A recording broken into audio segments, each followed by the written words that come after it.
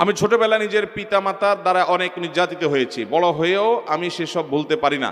মনে মনে গালিগালাজ করি। এখনো আমার পিতা নামাজ পড়ে না, অশ্লীল কথাবার্তা বলে, যা আমার অত্যন্ত মানসিক আমার জন্য পীড়াদায়ক। আমি কি করতে পারি?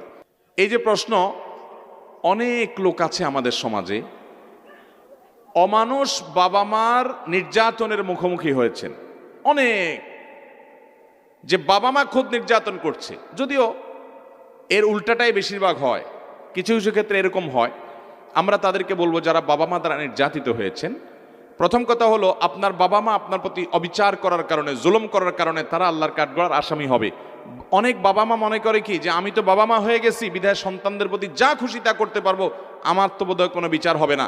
মনে রাখবেন, সন্তান যদি বাবা মার হক নষ্ট করে তাদের যেমন বিচার হবে, ঠিক একইভাবে বাবা মা যদি সন্তানের হক নষ্ট করে তাদেরও বিচার হবে।